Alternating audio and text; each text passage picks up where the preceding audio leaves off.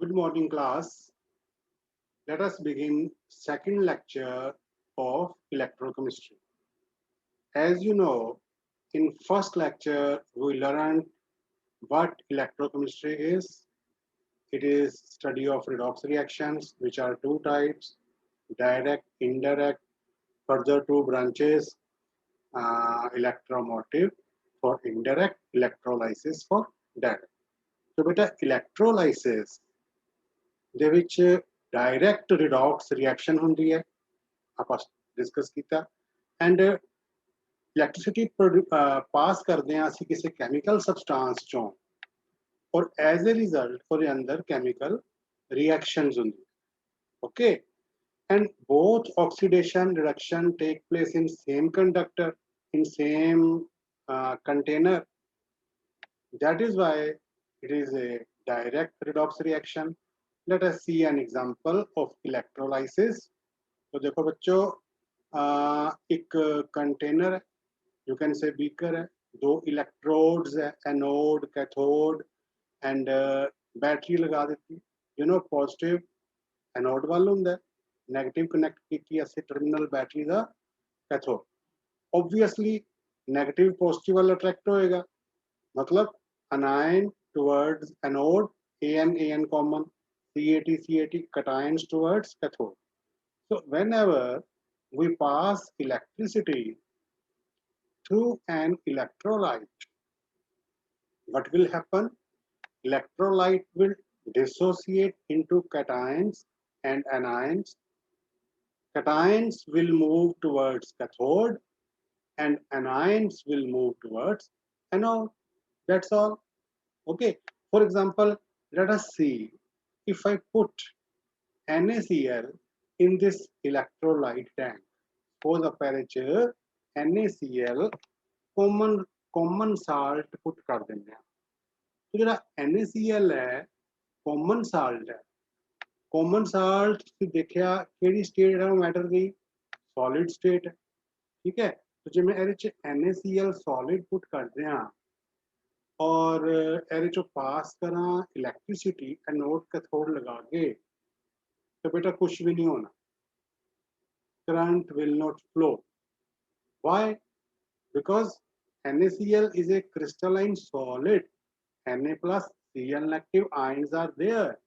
But because they are in solid state, they are held by very strong ionic bonds. They cannot move. And when charge is not moving, that means no current is flowing. Okay. So first of all, what we should do कि ਅਸੀਂ ਉਸ NaCl ਨੂੰ move ਕਰਾਉਣ ਲਈ ਜਾਂ ਤਾਂ ਉਹਨੂੰ melt ਕਰੀਏ ਓਕੇ ਤੇ ਜਾਂ ਅਸੀਂ ਉਹਨੂੰ ਕਿਸੇ ਸੋਲਵੈਂਟ ਚ ਲਾਈਕ ਵਾਟਰ ਚ ਡਿਸੋਲਵ ਕਰੀਏ ਜੇ ਅਸੀਂ ਉਹਨੂੰ ਮੈਲਟ ਕਰਦੇ ਹਾਂ ਸਪੋਜ਼ ਅਸੀਂ NaCl ਨੂੰ ਮੈਲਟ ਕਰ ਲਿਆ ਉਹ ਲਿਕੁਇਡ ਸਟੇਟ ਚ ਆ ਗਿਆ now in liquid state Na plus and Cl negative ions can move. They can move freely.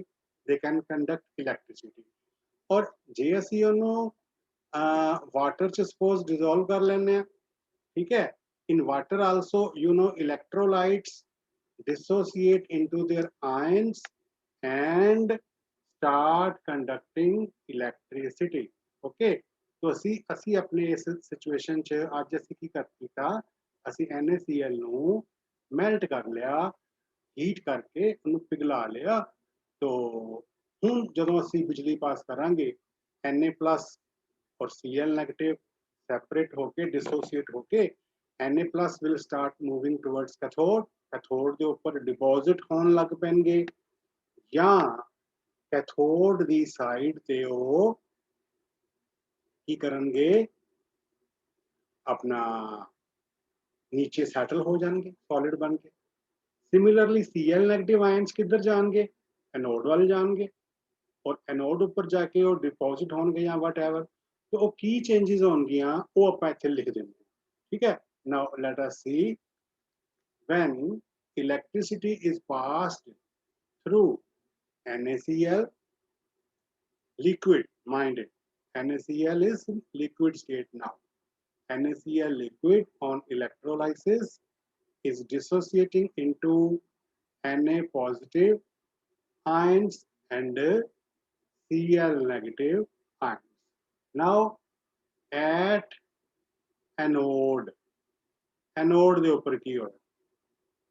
Negative ions Cl negative move towards anode. What they do there? ਇਹ ਆਪਣੇ ਆਪ ਨੂੰ ਨਿਊਟਰਲ ਕਰਨਗੇ ਸਟੇਬਲ ਹੋਣ ਲਈ। तो ਨਿਊਟਰਲ ਕਰਨ ਲਈ हर Cl नेगेटिव ਨੂੰ एक इलेक्ट्रॉन लूज करना पड़ेगा और ਉਹਦੀ ਕੀ हो गई ऑक्सीडेशन। ठीक है भाई। तो एनोड ਦੇ ਉੱਪਰ जाके आयन ਦੇ अंदर जो चेंज आई, जो ਉਹਨੇ ਕੰਮ ਕੀਤਾ ਉੱਥੇ, ਉਹਨੂੰ ਕਹਿੰਦੇ ਆ ਪ੍ਰਾਇਮਰੀ ਚੇਂਜ। तो Cl नेगेटिव आयन ਚ ਪ੍ਰਾਇਮਰੀ ਚੇਂਜ ਕੀ आई कि ਉਹਨੇ इलेक्ट्रॉन लूज करता और न्यूट्रल होके Cl बन गया chlorine. Now you know single atom can not exist. Cl halogen है, वैलेंस शेल से 7 इलेक्ट्रॉन्स है, स्टेबल नहीं है, एग्जिस्ट नहीं कर सकता। हाँ, Cl दो एटम मिलके Cl2 गैस बन जाती है, Cl2 molecule which exist in gaseous state. Okay, so that's it. So what happens? एक Cl नेगेटिव होर सेम काम करता है, वो भी इलेक्ट्रॉन लूज करता है और दोनों Cl मिलके Cl2 गैस बन के इवॉल्व हो गए। Cl2 gas is yellowish coloured, yellow, तो ਉਹਦਾ नाम भी क्लोरीन था कि chlorous, chlorous is a colour. ठीक है, तो येलोइश फेंट येलोइश कलर की गैस सानू एनोड ਦੇ ਉੱਪਰੋਂ ਨਿਕਲਦੀ नजर आएगी प्रैक्टिकली, तो ਅਸੀਂ समझ जावांगे कि क्लोरीन दी, क्लोराइड आयंस दी ऑक्सीडेशन हुई है। दो क्लोराइड आयंस ने एक इलेक्ट्रॉन लूज किया और Cl मिलके Cl2 स्टेबल मॉलिक्यूल बन के गैसियस फॉर्म च आउट गया, प्रोड्यूस हो गया, लिबरेट हो गया। ओके, तो एक Cl लिखते हैं तो वो प्राइमरी चेंज है, जो वो फाइनली Cl2 गैस बन गया, that is a secondary change. Sometimes secondary change take place. जे प्राइमरी चेंज का प्रोडक्ट अनस्टेबल है तो अपने आप ही सेकेंडरी चेंज हो जाएगी, एंड समटाइम्स जे प्राइमरी चेंज का प्रोडक्ट ही स्टेबल है तो फिर सेकेंडरी चेंज नहीं होगी। ओके, तो डिफरेंट इलेक्ट्रोलाइट्स है, डिफरेंट रिएक्शंस है, एक आप बेसिक चीज समझ लो, बाकी तुसी बुक्स तो देखोगे। Okay, now what happens at cathode. ਹੁਣ देखो जो कैथोड ते गए तो यू नो कैथोड के ऊपर कैटायन जाएगा। कैटायन कौन है? Na+। ठीक है, तो एट कैथोड Na+ कैटायन क्या कैथोड ते ये भी अपने आप न्यूट्रल करना चाहता है, एक इलेक्ट्रॉन गेन करेगा और सोडियम न्यूट्रल होके ये सॉलिड बन जाता है। ਇਹਨੂੰ ਅਸੀਂ ਇਮੀਡੀਏਟਲੀ कोई ऐसा मैकेनिज्म बनाया ਹੁੰਦਾ है कि ਅਸੀਂ ਇਹਨੂੰ कैरोसिन ऑयल च डुबो ਦਿੰਦੇ ਆ इमीडिएटली। क्यों? क्योंकि you know sodium catches fire in air, +1 ਚ पढ़िया ਆਪਾਂ वैरी रिएक्टिव मैटल है, तो ਇਹੋ ਜਿਹਾ अरेंजमेंट ਕੀਤਾ ਹੁੰਦਾ ਜਦੋਂ प्रैक्टिकली काम करते हैं। बट फिलहाल ਆਪਾਂ थ्योरी कर रहे हैं। तो Na++ इलेक्ट्रॉन Na, तो sodium as it is as such ही रहेगा, ਇਹਦੇ 'ਚ कोई सेकेंडरी चेंज नहीं होंगी। बट देखो रिएक्शन ਨੂੰ बैलेंस करने ਲਈ, क्योंकि दो इलेक्ट्रॉन्स लूज हो रहे हैं, तो दो इलेक्ट्रॉन्स ਆਪਾਂ ਨੂੰ गेन करवाने पैणगे। जस्ट टू बैलेंस ਅਸੀਂ ਕੀ ਕਰਦੇ ਹਾਂ, ਇੱਥੇ सोडियम 2 कर ਦਿੰਦੇ ਹਾਂ, इलेक्ट्रॉन भी 2 कर ਦਿੰਦੇ ਹਾਂ और सोडियम भी 2 बन गए, ताकि सारा कुछ बैलेंस हो जाए, प्रॉपर एक रिडॉक्स रिएक्शन बन जाए। चलो हुण ਆਪਾਂ ਦੋਵਾਂ ਦਾ ਸਮ ਕਰਦੇ ਹਾਂ ताकि ये फाइनली रिडॉक्स रिएक्शन बन जाए। ठीक है, तो की बनी रिडॉक्स रिएक्शन? वो बन गई, देखो 2Cl negative plus 2Na positive give 2Na solid and chlorine gas. This is overall redox reaction।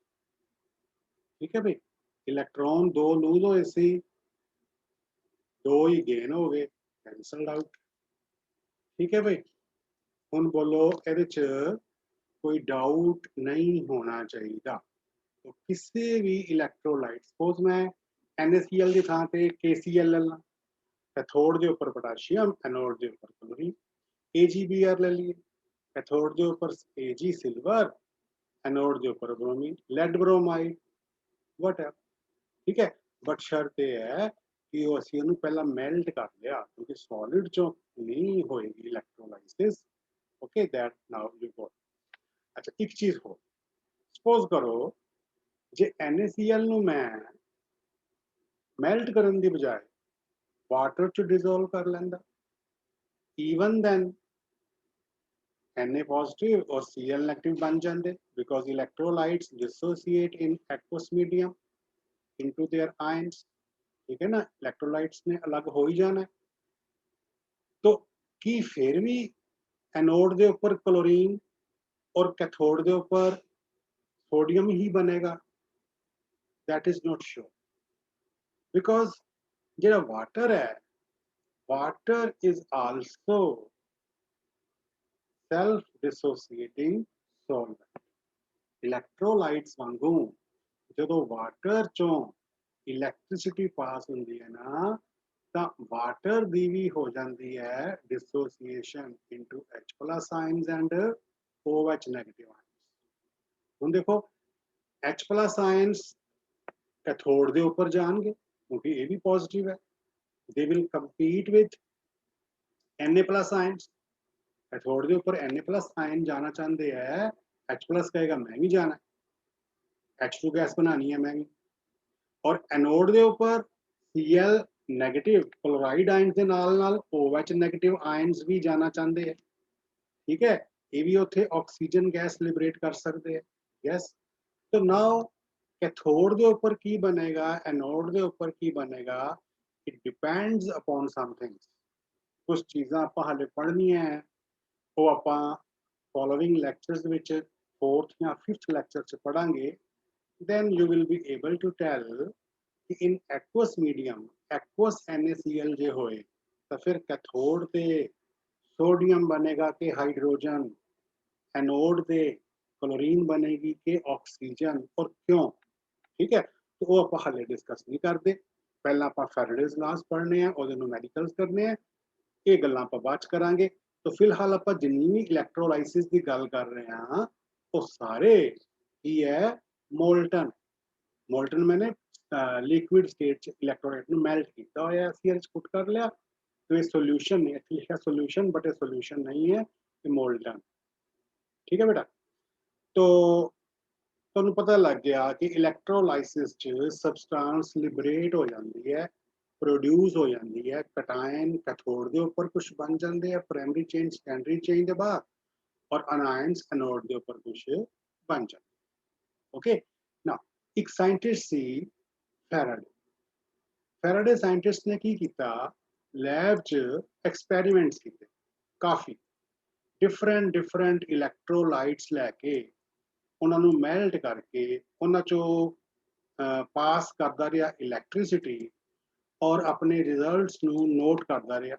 उन्हें बड़ा केयरफुली काम किया कि किन्ने ग्राम इलैक्ट्रोलाइट लिया, इलैक्ट्रोड केड़ा लिया, ਉਹਦਾ एटॉमिक नंबर एटॉमिक मास की है, और किन्ने टाइम लई किन्नी इलैक्ट्रिसिटी पास की थी। तो बड़ा केयरफुली काम करके उन्हें कैलकुलेशंस की, ठीक है। तो अपनी कैलकुलेशंस तो जो उन्हें रिजल्ट कढ़िया, those results are called Faraday's laws of electrolysis। तो फैराडे के दो ला है, फर्स्ट एक नूं कह लैंदे आ फर्स्ट, जिहड़ा बेसिक है, जिहड़ा थोड़ा और एडवांस है, that is called second.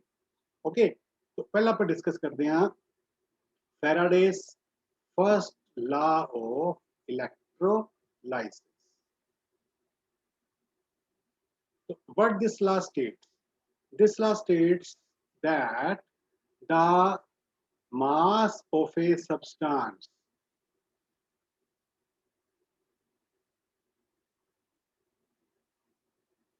produced at an electrode is directly proportional to quantity of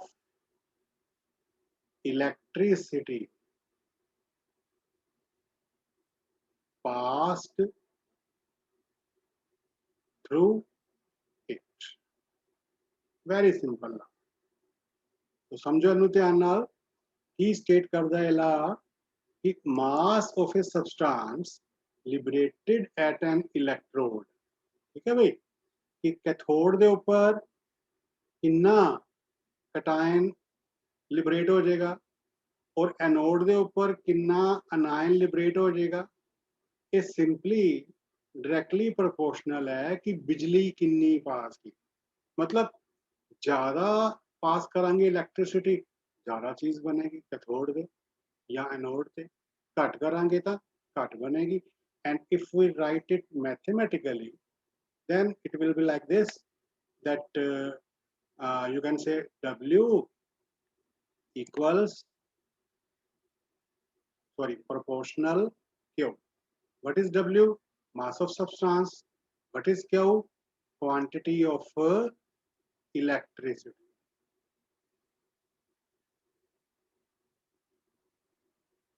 Or you know, it is measured in coulombs. Quantity बिजली दी coulombs विच हुंदी, ठीक है। तो coulombs which quantity of electricity. Okay, and एक होर चीज कि जेड़ा quantity electricity the, it is the product of I into T. तुसी physics च पढ़िया, I मैंने करंट, करंट नू मेजर कर दिया काहदे च एम्पीयर च, यूनिट ओदा एम्पीयर है। और small t is for time, time measure करते हैं सेकंड च।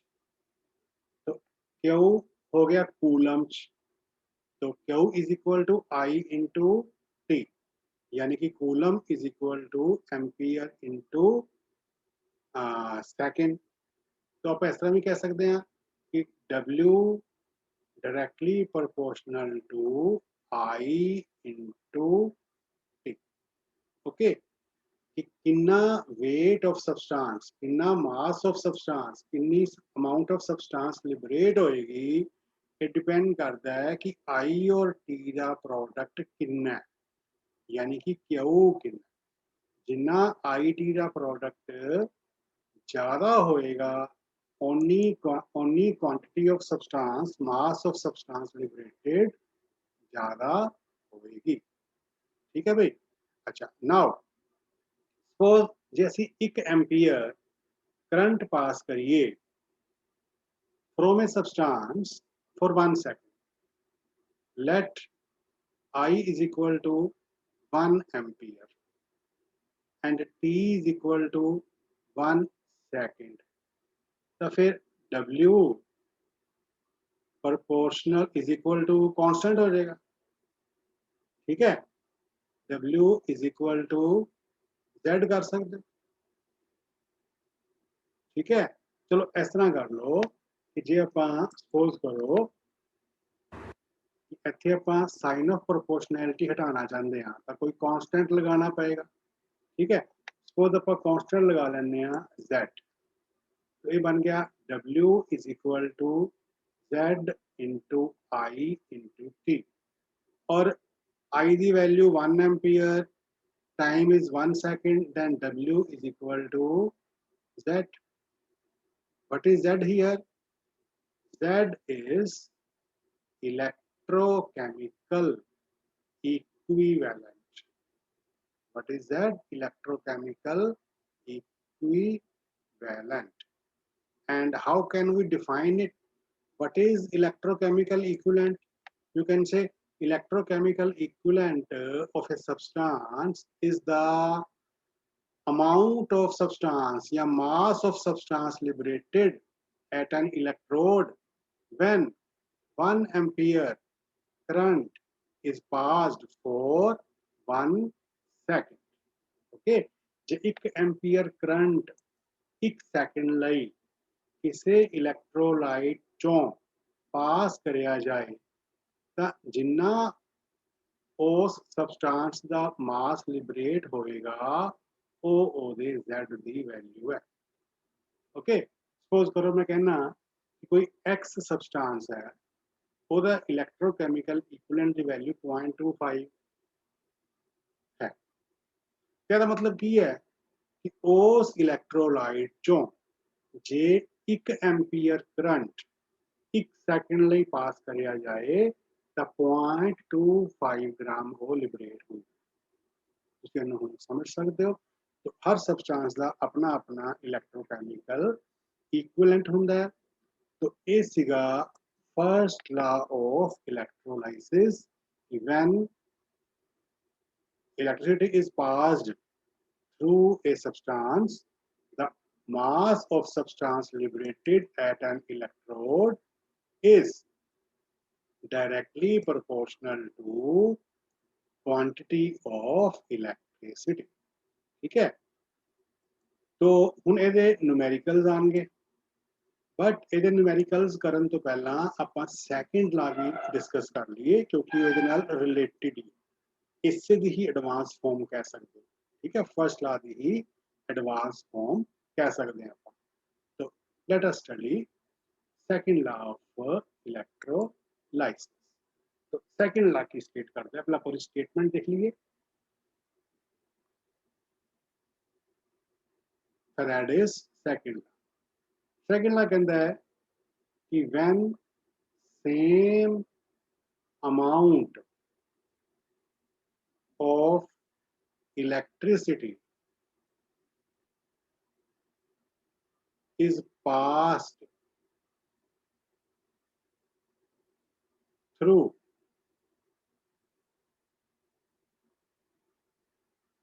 different electrolytes, then masses of substances liberated at electrodes have same ratio as shown by their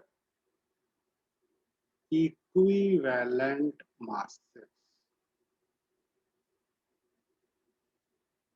ठीक है भाई, तो एक बार फिर ਇਹਨੂੰ ਸੁਣ ਲਓ, ਸਮਝ ਲਓ, ਤੁਸੀਂ ਲਿਖ ਲਿਆ ਹੋਣਾ ਮੇਰੇ ਨਾਲ ਨਾਲ। ਠੀਕ ਹੈ, ਨਾਲ ਨਾਲ ਜਿਹੜੇ ਬੱਚੇ ਲਿਖਦੇ ਹੈ ਉਹਨਾਂ ਨੂੰ ਜ਼ਿਆਦਾ ਸਮਝ ਲੱਗਦੀ ਹੈ ਕਿ when same amount of electricity is passed through different electrolyte solutions, then their masses liberated at electrodes show same ratio as shown by their equivalent masses। देखो आ डायग्राम, इस डायग्राम च 3 डिफरेंट सॉल्यूशंस है।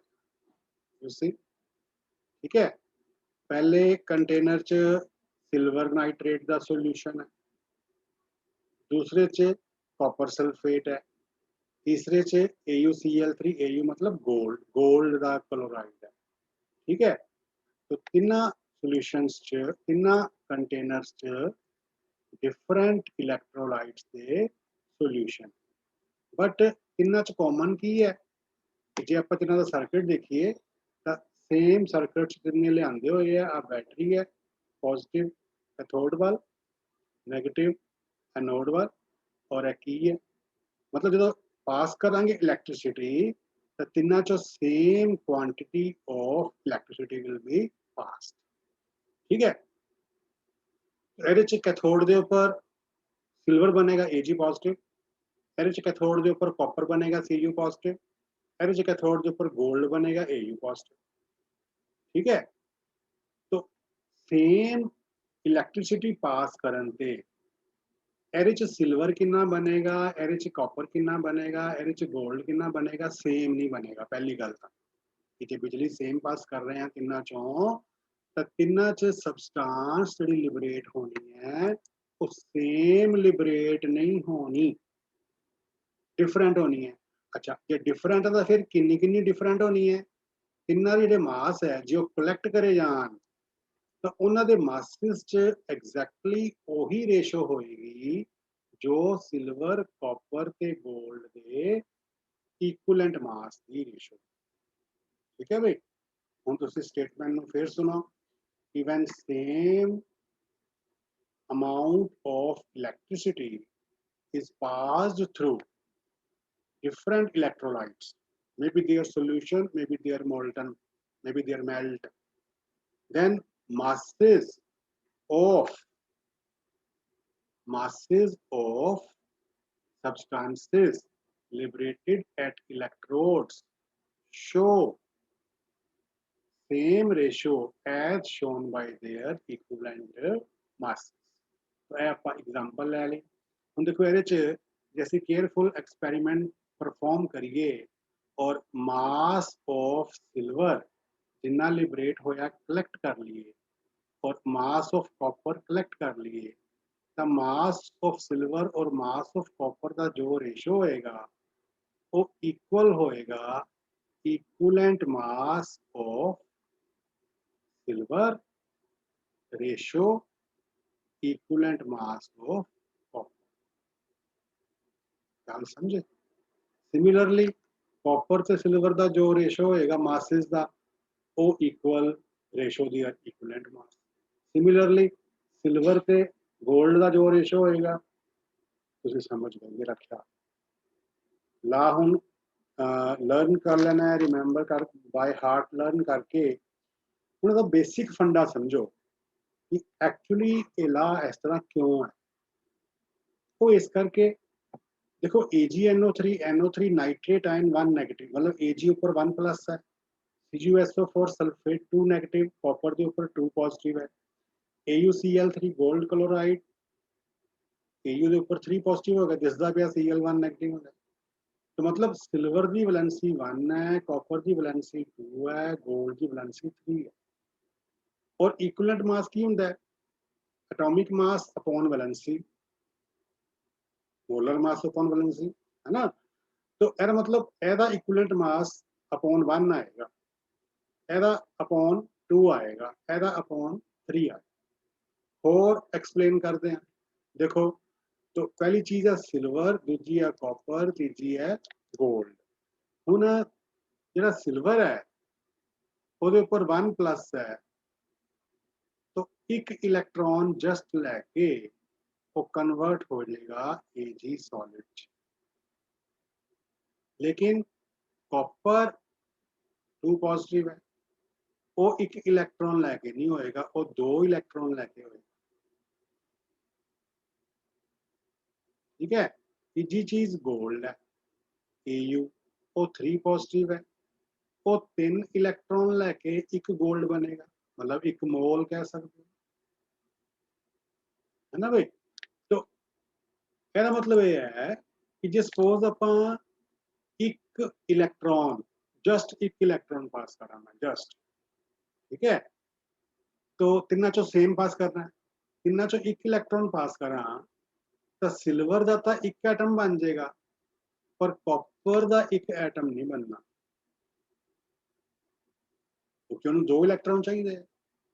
वो तो अद्धा अद्धा तो वैसे नहीं हो सकता, आप जस्ट गल करते हैं। और गोल्ड का 1/3 क्योंकि उन्होंने 3 चाहिए। चलो वाइस वर्सा करते हैं, मान लो आप 3 इलेक्ट्रॉन पास किए, ठीक है। 3 इलेक्ट्रॉन पास करांगे, गोल्ड का तो एक एटम बन जाएगा लेकिन कॉपर का एक तो ज़्यादा बनेगा क्योंकि और एक नूं 2 ही चाहिए सी। सिल्वर के 3 बन जाने हैं क्योंकि और एक बनाने लई एक ही काफ़ी सी, 3 पास कीते 3 बन जाने हैं। तो तिना जिहड़ा मास लिबरेट होएगा ना उसकी रेशो जिहड़ी होएगी वो उन्हां दे इक्विवेलेंट मास दे रेशो दे बराबर होएगी। ठीक है।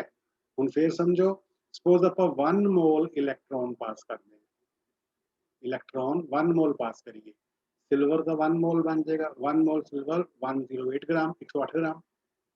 ठीक। और जे Cu2+ चों 1 मोल इलेक्ट्रॉन पास कर रहे हो तो ये 1 मोल नहीं बनेगा, अद्धा मोल बनेगा, हाफ मोल बनेगा। और कॉपर का जिहड़ा मास है 1 मोल का आई थिंक 65 पॉइंट समथिंग, तो ਉਹਦਾ हाफ करांगे ਉਹਨੂੰ। और जिहड़ा गोल्ड है वो 1 मोल नहीं बनेगा, वो भी 1/3 मोल बनेगा।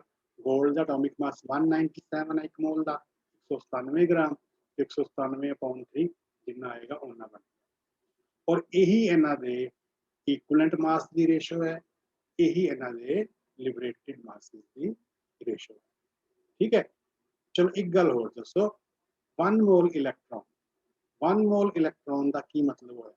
You all know that electrons are negatively charged, electron के ऊपर नेगेटिव चार्ज होता है। +1 पढ़िया आप रट्टा लगाया सी, याद करिया सी। तो दस सकते हो एक इलेक्ट्रॉन के चार्ज का मैग्नीट्यूड कितना होता है? Charge on 1 electron is equal to 1.602 into 10 raised to power minus 19 Coulomb's. Okay, तो जो 2 इलेक्ट्रॉन होन तो इस चीज को इंटू 2 कर देंगे, 3 होन इंटू 3 कर देंगे। जो 1 मोल इलेक्ट्रॉन करिए चार्ज ऑन 1 मोल इलेक्ट्रॉन्स, वो कितना होएगा?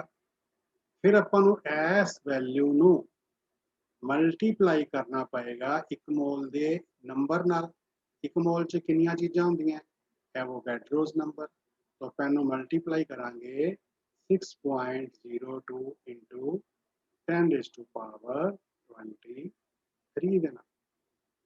ठीक है, जो अपन मल्टीप्लाई करांगे तो ये आ जाएगा 1 मोल इलेक्ट्रॉन्स का चार्ज। रफली जो आप करिए उस बाद में आराम नाल करो तो यू विल सी कि 19 पावर नेगेटिव दी है, ठीक है, और 23 पावर पॉजिटिव है। पावर पॉजिटिव दी 4 रह गई, 16 इंटू 6 96 होता है। तो रफली इट कम्स आउट अराउंड करके देखना 96500 Na कूलम्स। Na कूलम आ गया, ठीक है। तो 96,500 कूलम की चीज है 1 मोल इलेक्ट्रॉन का चार्ज। तो मतलब जे किसी कंडक्टर चों 1 मोल इलेक्ट्रॉन दौड़ के लंघ गए, किसी तार चों 1 मोल इलेक्ट्रॉन्स किसी सोल्यूशन चों 1 इलेक्ट्रॉन्स पास करे है तो कितनी बिजली पास करी है? 96,500 coulomb.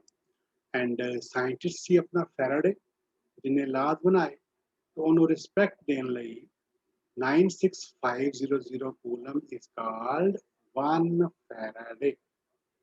It is a unit of electricity and capital F नाल शो करते हैं, कैपिटल F मैंने फैराडे। ठीक है, तो 1 Faraday is 96500 coulomb and 96500 coulomb is charge, negative charge carried by 1 mole of electrons। ठीक है, तो हम फिर वापस सैकंड लाते आओ एक बार फिर। तो जे ਆਪਾਂ ਇਸ ਸੈਟਅਪ ਚ 1 ਫੈਰਾਡੇ ਬਿਜਲੀ ਪਾਸ ਕਰਾਂਗੇ, सिल्वर का 1 मोल बनेगा, कॉपर हाफ मोल बनेगा, यह 1/3 मोल बनेगा क्योंकि एदी वैलेंसी 1 है, एदी 2 है, एदी 3 और इन्हां तिन्हां दे इक्विवेलेंट मास भी सेम रेशो शो करते हैं क्योंकि एदा इक्विवेलेंट मास जिन्ना एटॉमिक मास अपॉन 1 है, एदा इक्विवेलेंट मास जिन्ना एटॉमिक मास अपॉन 2 है, अपॉन 3 है। You got it I think. ठीक है, ये सी बेटा अपना सैकेंड लैक्चर जिस ਆਪਾਂ पढ़िया। पहली गल तो इलैक्ट्रोलाइसिस डायरैक्ट रिडॉक्स रिएक्शन, बिजली असी पास करी है, as a result chemical reaction हुई है, कैमिकल चेंजेस हुई हैं। प्राइमरी चेंज की होंगी है, सैकेंडरी चेंज की होंगी है, ये तुसीं देखिया। दैन किन्नी सबसटांस, किन्ना मास ऑफ सबसटांस इलैक्ट्रोड्स से लिबरेट होंदा है, ਉਹਦੇ बारे 2 लाज है। फर्स्ट ला, सैकेंड ला। फर्स्ट कहता है कि उन्ना ही मास लिबरेट होएगा जिन्नी बिजली पास करो, और सैकेंड कहता है कि जो सेम बिजली पास करांगे तो मासिस का रेशो वही होएगा जो इक्विवेलेंट मासिस का रेशो है। एंड 1 मोल इलेक्ट्रॉन दा charge 96500 coulomb. Q is quantity, quantity is I into T, I ampere, T second, तो Q coulomb, coulomb is ampere second। ठीक है भाई, तो ये बेसिक बेसिक गल्लां लर्न कर लो। दैन ਉਹਦੇ ਬਾਅਦ ਆਪਾਂ ਕੁਝ ਨਿਊਮੈਰੀਕਲਸ ਤੁਹਾਡੀਆਂ ਬੁੱਕਸ 'ਚ ਬਹੁਤ ਸਾਰੇ ਸੋਲਵਡ ਨਿਊਮੈਰੀਕਲਸ ਹੈ, ਔਰ ਇਹ ਮਾਡਰਨ ਬੁੱਕ 'ਚੋਂ ਮੈਂ ਨਿਕਾਲੇ ਹੈ ਅਨਸੋਲਵਡ ਨਿਊਮੈਰੀਕਲ, ਇਹ ਵੀ ਤੁਸੀਂ ਸੋਲਵ ਕਰ ਸਕਦੇ ਹੋ। ਠੀਕ ਹੈ, ਜਿਹਦੇ 'ਚ ਪ੍ਰੋਬਲਮ ਆਈ ਉਹ ਆਪਾਂ ਡਿਸਕਸ ਕਰ ਸਕਦੇ ਹਾਂ। ਦੇਖੋ ਜਿਸ ਤਰ੍ਹਾਂ ਫਸਟ ਨਿਊਮੈਰੀਕਲ ਹੈ, ਦੇਖੋ ਕਿ calculate the mass of silver deposited at cathode when a current of 2 ampere was passed through a solution of AgNO3 for 15 minutes. Given है Ag का molar mass 108 and 1 Faraday ਤੁਹਾਨੂੰ ਪਤਾ ਲੱਗ ਹੀ ਗਿਆ 96500 ਕੂਲਮ ਪਰ ਮੋਲ ਹੁੰਦਾ। ठीक है, तो किवें सॉल्व करांगे? कैलकुलेट द मास, Ag ਦਾ ਮਾਸ ਕਰਨਾ ਹੈ ਕਿ ਕੈਥੋਡ ਦੇ ਉੱਪਰ ਕਿੰਨਾ Ag ਲਿਬਰੇਟ ਹੋਇਆ। करंट कितना पास किया 2 एम्पीयर, यानी कि I की वैल्यू कितनी होगी 2 ampere. I is equal to 2 ampere. ठीक है, 15 मिनट टाइम हो गया, 15 मिनट के सैकेंड्स बनाने पैणगे, यू नो इंटू 60 कर देंगे, ये बन गए 900 सैकेंड। और Q की वैल्यू की आ गई, Q आ गया 2 into 900 because Q is equal to I into T, 1800 coulomb बिजली बन गई। ठीक है भाई, और वो पूछ रहे आपां नूं कि दसो सिल्वर कितना बनेगा। हुण आपां नूं पता है कि सिल्वर की वैलेंसी तो होंदी है 1, है ना भाई, ये आपां नूं पता होना चाहिए। Ag प्लस ने जे Ag बनना है तो एक इलेक्ट्रॉन गेन करना पड़ेगा, ता ही Ag बनेगा। ठीक है, तो दिसदा पिया क्वेश्चन तो एक मोल Ag नूं एक फराडे बिजली चाहिए, एक फराडे बने 96500 कूलम, तो 96005 कूलम gives Ag 1 मोल, 1 मोल मैंने 108 ग्राम। तो जे एक कूलम बिजली पास करिए फिर कितना बनेगा 108 डिवाइडेड बाय 96500 कूलम। और अपनी इस न्यूमेरिकल की सिचुएशन जब बिजली कितनी पास करी, यू सी 1800 किवें आया सी, I इंटू टी कीता सी, I गिवन सी 2 एम्पीयर, टी गिवन सी 900 सॉरी 900 सेकंड नहीं 15 मिनट सी, वो आप सेकंड आप बनाए। ठीक है, 1800 सेकंड बन गए सी, तो 1800 सेकंड नहीं बन गए 1800, हाँ ठीक है। और कूलम कितने बन गए सी 1800 सॉरी नहीं 900 सेकंड सी 2 एम्पीयर सी, क्यों बनया सी 2 इंटू 900 1800 कूलम। तो 1800 कूलम नाल जिहड़ा सिल्वर लिबरेट होएगा ना, ਉਹਨੇ ਪੁੱਛਿਆ ਕਿੰਨਾ ਹੋਏਗਾ, ਆਪਾਂ ਇਨਟੂ ਕਰ ਦਿੰਦੇ ਆ 1800 ਨਾਲ। ਨਾਓ ਸਿੰਪਲੀ ਇਹਨੂੰ ਸੋਲਵ ਕਰ ਲਓ ਐਂਡ ਗੈਟ ਦਾ ਆਨਸਰ। ਠੀਕ ਹੈ, ਆਨਸਰ ਆ ਗਿਵਨ ਹੈ, ਦੇਖੋ 2.014, ਯੂ ਕੈਨ ਚੈੱਕ ਇਹ ਇੰਨਾ ਆਉਂਦਾ। ਦੈਨ ਆ ਬਾਕੀ ਦੇ ਨਿਊਮੈਰੀਕਲ ਹੈ ਸਾਰੇ ਹੀ ਬੜੇ ਸਿੰਪਲ ਹੈ, ਜਿਹੜਾ ਵੀ ਸੋਲਵ ਨਹੀਂ ਹੁੰਦਾ ਤੁਹਾਡੀਆਂ ਬੁੱਕਸ 'ਚ ਐਂਡ ਤੇ ਹਿੰਟ ਵੀ ਹੁੰਦੇ ਆ, ਉੱਥੋਂ ਦੇਖ ਸਕਦੇ ਹੋ। फिर भी प्रॉब्लम आती है आपस में पूछो, फिर भी आती है फिर मैं। ठीक है भाई, तो नेक्स्ट जूम मीटिंग च 10 न्यूमेरिकलों की जो प्रॉब्लम्स है वो आप करांगे।